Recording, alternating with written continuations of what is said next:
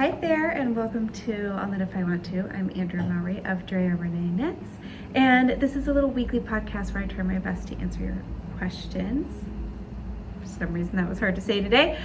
I am coming to you from Mexico. I am actually teaching at a knitting retreat this weekend hosted by the Farmer's Daughter Fibers and Ritual Dyes, and I'm feeling very, very grateful that I get to travel in a way I never thought I would get to do in my lifetime. And so it is beautiful and sunny here, and I'm excited to take a quick break from the sunshine and come in and spend some time with y'all. So today I am wearing Hey Sailor, which, as you can imagine, is pretty appropriate for location I'm in right now. Apparently we just got some snow back in Michigan, so I'm feeling pretty excited that I've got a palm tree outside of my window instead of the snow. You know I love snow. I love snow. But it's feeling pretty good to get a little vitamin D and some sunshine. So this is Hey Sailor. Of course, I will link it in the show notes below. I am also, obviously, do not have things like what usually holds my phone. So you're propped up on a windowsill. Hence this lovely counter we get to have in the shop. But I will try to show you a little more of the sweater. So it is actually a reversible sweater. You can either wear it with the buttons in the back or the buttons in the front. Today I'm going buttons in the back, in the front. But I'm actually hoping to put together some fun little videos of the different outfits that I put with my hand knits. I thought that would be kind of helpful. I know lately I've been watching and just really enjoying some styling videos where I love seeing how somebody uses one thing in their closet multiple ways. That's one of my goals when I'm getting dressed, is I want things in my wardrobe that I can wear with quite a few different outfits. And I think it's on my mind right now because of traveling, and sometimes I tend to be a bit of an overpacker, especially when it's a work trip and I want to look nice. But I really want to start honing things in and finding really fun ways to use the different pieces in my wardrobe with like lots of different outfits. So I thought it would be fun to do a little spin on that with some hand knits. So stay tuned for those. I'll definitely be sharing them as I'm putting them together. But all right, let's jump into some questions. So question number 1 today. Can we talk about catching floats? Do we always have to? Is there some reason you need to apart from snagging your yarn? I've heard some folks don't, and over time the stitches are in place and it's fine. I'm hoping yes to this, they have in parentheses. Do you have a preferred technique, or does it depend on yarn type? Like regular catch for wool, but jacquard for linen? And how do you know when to, I hope I'm saying that right, jacquard, it's jacquard, if it's not given in the pattern. So if you couldn't tell by me not even knowing how to pronounce that word, I've actually never done that. I do know it was especially popular. I saw it popping up a lot this past year. So if you've tried that method and you really enjoyed it, let us know. If you have any tips for it, I've definitely seen it pop up. I've just never tried it myself. So do we have to catch floats?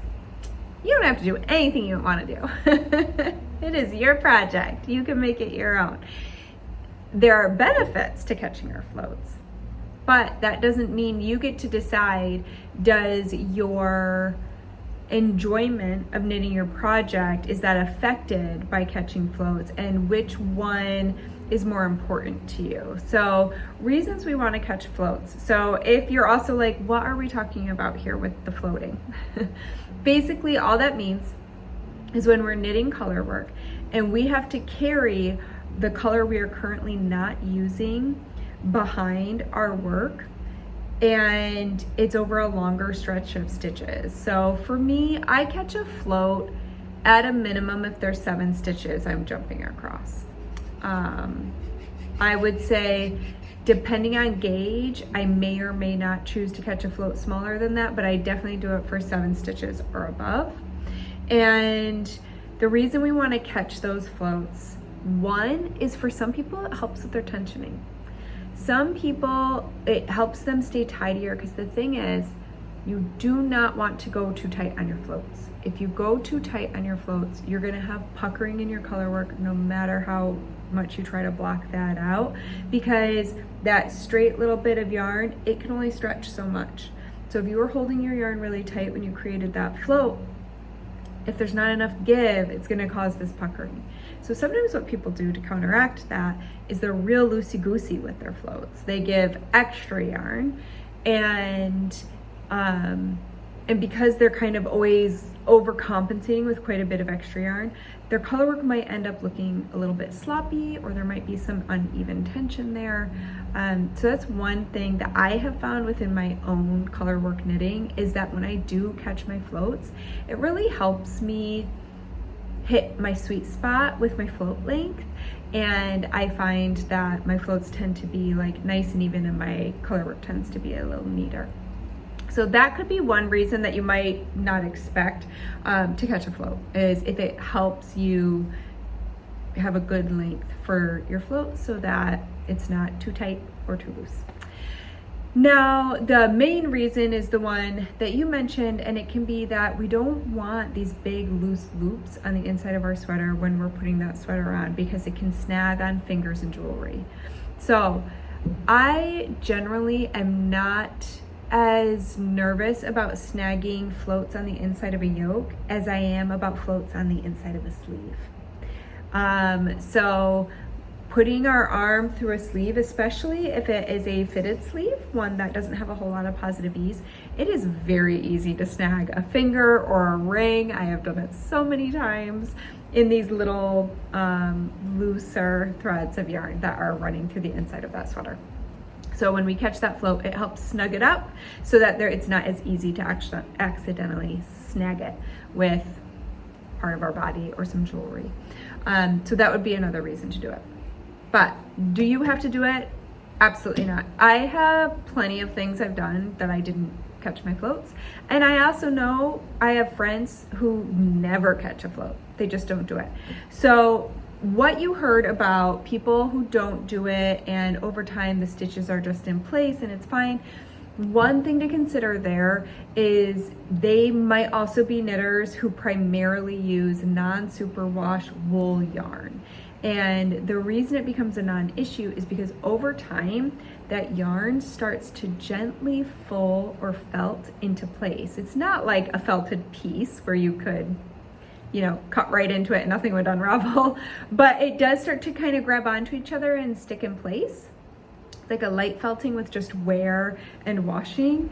And so it does become a non-issue generally with having to worry about catching those floats or anything happening with your color work. So if you tend to use a non-superwash wool yarn, that might be a nice option if you don't want to bother with catching floats. As far as my favorite technique, I do a method that I'm gonna put this tutorial here. Brooklyn Tweed did a really great tutorial for catching floats, and that is the one that I used last year for my Rhinebeck sweater, for the framed sweater. In that sweater, there are some 13 stitch jumps you gotta make. And so what I love to do is, especially if it's an odd number I'm jumping, I always catch it on the middle stitch. So I worked 6 stitches, I caught my float on stitch 7, and then I could work 6 more. But I found that their method worked really, really well, that they show in this video, where I couldn't see the float yarn like peeking through the front of the work. It was pretty easy to do. I found it really intuitive and really tidy. So I'll definitely link that below because it's the one that I liked the best. So, but if anybody else has any great tricks for catching floats, ones that are like easy and intuitive, because I think that's the thing, is you want to stay in your rhythm, right? Like you want to keep having fun and relaxing, or you go to that meditative place with your knitting. And so sometimes when you're getting disrupted, having to fiddle fart around with the floats, then it can kind of take some of the joy out of it. So I think finding the method of catching floats might be the answer here to help it be really enjoyable part of your practice. All right, next question. I was wanting to make your weekender light since I have a perfect fingering weight yarn. but I really like the crew neck of your weekender crew. I already own both patterns and I'm a pretty confident knitter. Could I just knit the light version until the neck and follow the instructions for the neck from the crew pattern? Obviously stitch counts would be different and I would need to figure that out, but is there any other changes between the two patterns that I should be aware of, or any other recommendations for making it a fingering weight sweater with the crew neck? Okay, so in general, for anyone who's not comfortable with modifying a neckline, because that can be a bigger modification, I definitely kind of say I would knit the one that has the neckline you like. But since you already have both patterns and you're a confident knitter, why not try it? So really what you're gonna want to do, what I would do is I would go to your weekender crew pattern and you're gonna have to swap in your gauge for what's happening in the weekender crew. So you can kind of look at the stitch counts to figure out what you're gonna start with. Is there's a bigger bind off for your center neck. And then you're going to do a series of bind offs and or decreases to then get the curve of the crew neck. And then you're gonna work an area going up and do some short rows. So there is a lot of moving pieces there, but I think if you go to the weekender crew first and kind of break it down and then just adjust those numbers to reflect your gauge for your fingering weight, I think you can do it. Another option, if that does make you nervous at all, would be knit a weekender crew in DK first so you really get a feel for it and feel good about being able to do that on your own and replicate it in a different weight. That could also be a really great option, especially if you wouldn't mind. For me, I have quite a few weekender sweaters because they're one of my go-to. They're really easy to dress up and put into different outfits. So I have been able to utilize them all in my wardrobe pretty well. So if you wouldn't mind having like a DK weight version and then maybe a fingering weight version for when it's not so cold out, or if it's different colors and you can play with them differently in your wardrobe, you could definitely knit the crew first so that you feel really confident to do it. But otherwise, yeah, I would really use the DK crew neck one to kind of even do a little drawing of, okay, this is how many stitches I have to do for the front neck at the gauge that it was meant to be. And then like if you write out all those stitches, like as they're being decreased, then you can be like, okay, well, it said, I'm just making this up, but it said for the front neck, I need to do 15 stitches for that first center neck bind off. And that was at 5 stitches per inch. Well, you can do some pretty simple math to realize like, oh, okay, well, if it's 5 stitches per inch and I have to bind off 15, then I know, oh, the front of that neck needs to be 3 inches.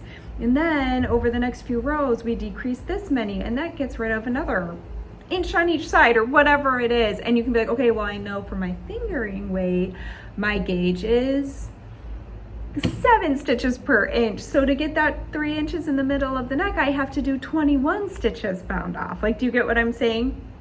But I would definitely kind of try and do all that ahead of time so that when you're in it and doing it, it feels less intimidating to tackle. But I hope you give it a try and good luck. That's a really fun, like, next level modification to try out. And I feel like the more we play around with things in our sweaters and the things we're making, like the more confident we feel to continue to make these little adjustments that work better for our own style or body shape or whatever it may be. So best of luck to you. I'm sure you can do it and it will be great. And don't forget, knit fabric is so forgiving. You know, I was thinking about that the other day. I've been kind of itching to get back at my sewing machine, and I was just thinking about the difference of woven fabrics and like knit fabrics. And even if you're sewing, you know, knit fabrics are stretchy, and so they just can be really forgiving in being pulled on over our bodies, where a woven fabric doesn't have that same elasticity. And so we really need to be a little bit more precise a lot of the time. So I love that with knitting and creating knit fabrics, we have some wiggle room, because, you know, it's like they can stretch. It doesn't have to be this like hyper tailored thing. So you'll do great. All right, question number 3. Oh, this was a great one. you know me, you know what's happening right now, and it's my leaky nose is starting to bother me, and I'm thinking about it, and I don't want to think about it, because I want to focus on your questions. So now I'm coming back. Okay, pardon me. Sorry about that. Okay.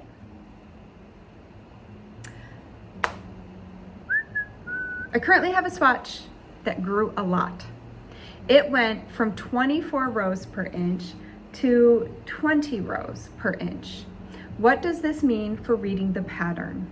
If a pattern says to knit to 2 inches, does that refer to pre-blocking length or post-blocking length? Do I need to recalculate the pre-blocking equivalent of each measurement in a pattern? Somehow I've knit for 8 years without ever considering this. So here's the thing that I would be curious about is, are you subbing your yarn? Did you pick a different yarn than what was in the pattern? Because that is going to have an effect on my answer. So if I use a yarn or a stitch pattern that grows a lot with blocking, I will tell you, so sorry, now I feel like my nose is like so itchy. Ooh, pardon me. Okay, if I'm using a yarn or a stitch pattern that I know is gonna grow a lot post-blocking, I am definitely gonna tell you to go to the measurement pre-blocking. So let's say I wanted you, again, we're gonna throw out random numbers because math on the fly, but I want you to end up with a 4-inch length in what we're knitting. But you only need to knit 3.5 inches, because once you block, it's gonna grow. I'm going to tell you in the pattern, knit to 3.5 inches, because I don't want you to have a surprise extra half inch or whatever it may be. A really great example of this is my Traveler series. So especially, or my inclinations, those ones, that stitch pattern, the inclinations, shawl and cowl I did that is done in half fisherman's rib, that stitch pattern grows a lot. The Traveler really grows a lot because it is this knit purl pattern that before you block it, it's all bunched up. It's kind of like cables and then, or lace, and then you block it and it just opens right up. So I definitely, and I even talk about that in the notes, because I want you to be aware of, like, if you try this on pre-blocking, like the Traveler sweater, it's gonna look real short. It's gonna be like, oh, this is like a mega crop, but it grows by inches post-blocking. So I really wanna make people aware of that. But if I always measure my designs before I block them, and then I block them and give another measurement. So I'm telling you in the pattern, if you need, like, what you need to knit to. A designer's definitely, I would think, not going to say knit to 10 inches if they really mean that they want you to have 10 inches post-blocking and they're including a yarn suggestion that's gonna grow a whole bunch and get you past that 10 inches by accident. But if you're substituting yarn, even if you're substituting, let's say the original was knit in a non-superwash, but you're using a superwash, but they're both wool, your sweater's gonna grow more than the non-superwash. So if you are substituting, you definitely wanna take that into account. And one thing that you can do is you can look at your schematic. And you can reference that. Let's say you are substituting a yarn and you don't know if the designer's yarn, the yarn they used in the pattern, you don't know if there's a lot of growth in that pattern. So you can look at that schematic and do some math and say, okay, this is telling me I need 10 inches of length in the body. And for me, looking at my gauge, I know for me it's 20 rows per inch. I'm wondering if you meant 20 rows per 4 inches, because 20 rows would be a lot of rows in an inch. I'm just realizing as I read this. You went from 24 rows to 20 rows, and I bet that's per 4 inches. So that would be 5 rows per inch. So that tells you, or maybe it is 20 rows, but I'm gonna make it simpler and say it's 5 rows per inch. You know that you would need to look at your pre-blocking gauge and your post-blocking, so you know that 6 rows gave you an inch pre-blocking, but that stretched out to 20 rows. Okay, I'm making this complicated. Simplify. After you blocked, you need 5 rows per inch. If you need a 10-inch length for the body that you need after it's blocked, like to actually wear, like the schematic says it's 10 inches long, then I would say to myself, okay, I know I need 50 rows.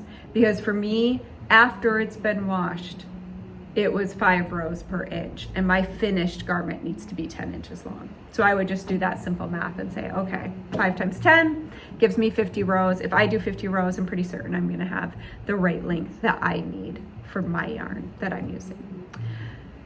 We got there in the end, right? I hope that was helpful and not convoluted. Sometimes I start down little side paths in my mind as I'm saying these things. So I hope I didn't like confuse you with a little bit of math in the middle there, but that's what I would think. But I think most designers are definitely taking into consideration if there's gonna be some growth with the yarn or stitch pattern they chose, and they're gonna take care of that in the pattern for you. But obviously they can't do it if it's a substitution thing. Okay, let's go on to question number 4. Okay, I have used your tutorial videos to help me learn how to do tubular bind off for a professional finish to hand knitted garments. I'm just giggling because I was just hanging out with my friend Rachel, and we were talking about the tubular bind off, and she was saying how she's never looked back. I was like, I know. Me too. I started doing tubular bind off and I just love it. It looks so good. So I love when somebody else loves it too, because I do think it's so like polished looking. So I'm happy you enjoy it.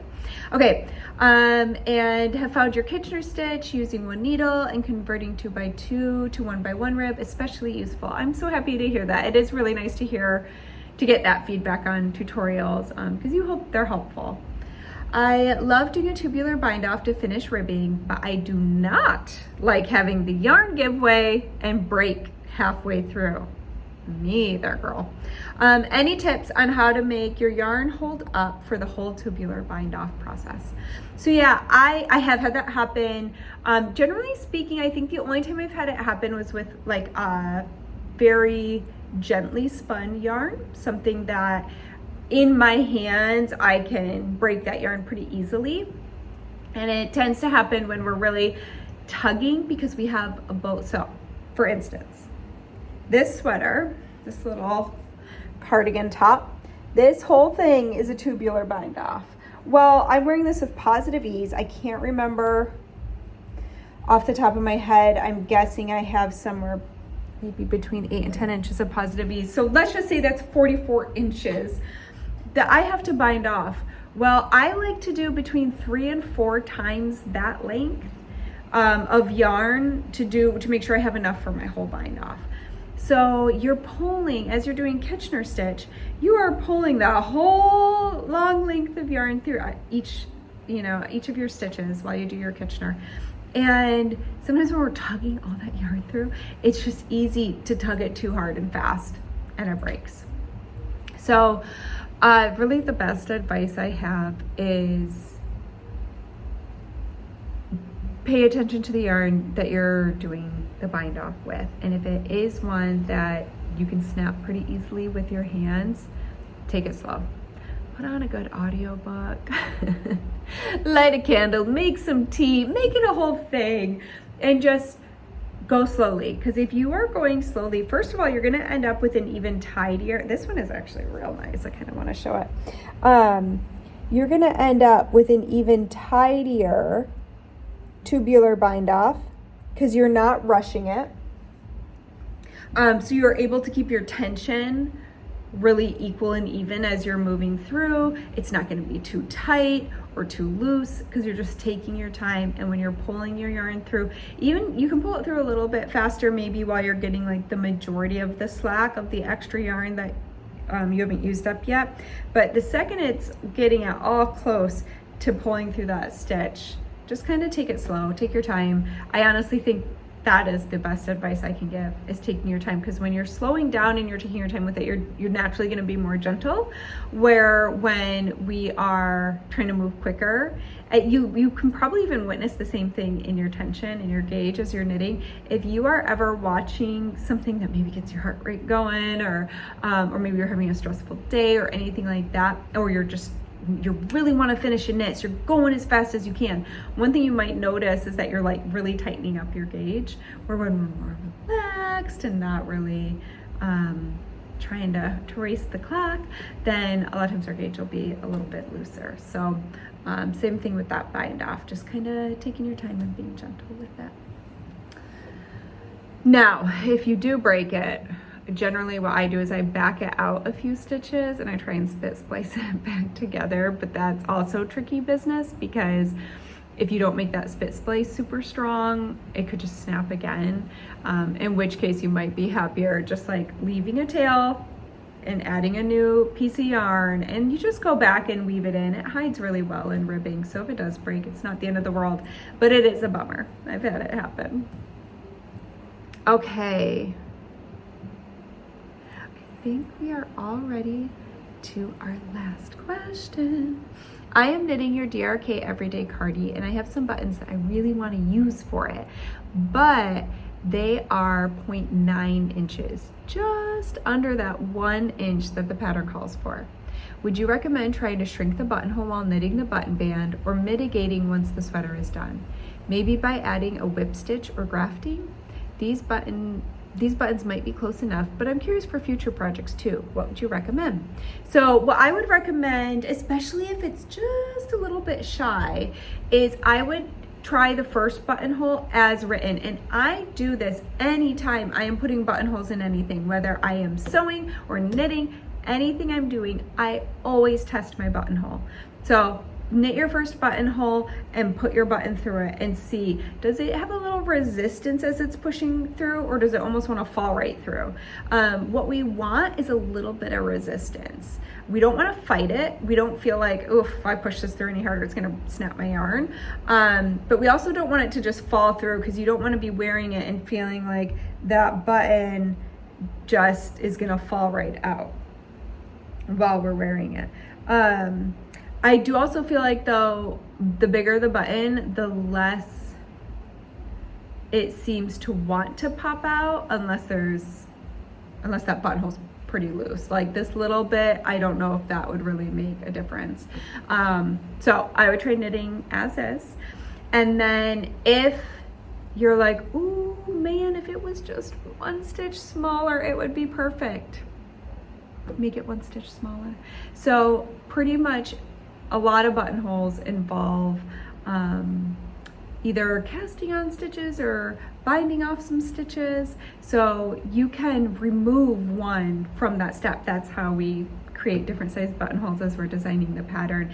And if you go look up any, like I did a tutorial, but you can find all kinds of info out there on buttonholes. So if you look at any tutorial and watch it, you can kind of see where they're counting. And it's pretty easy to remove 1 stitch from however many you're binding off to make that buttonhole. So I would consider doing that. But let's say you knit it as is, you thought, I'm gonna get buttons later, you end up getting buttons and they're not quite the right size, so it's kind of an afterthought situation. I would absolutely go in there with a little bit of my leftover yarn from knitting that sweater, and I would just do a little duplicate stitch to make that buttonhole a little smaller, because you know what? If you're planning on wearing it buttoned, you're never gonna notice because it's hidden behind a button. But it's also pretty simple to do some duplicate stitch and tighten it up, and it'll look fine even if it's not buttoned.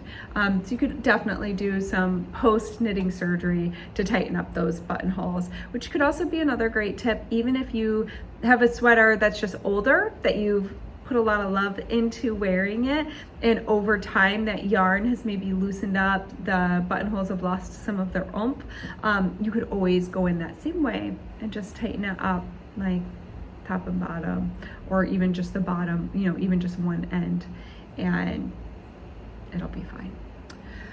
Okay, oh my goodness. Oh, it's like that late afternoon. I had some sunshine.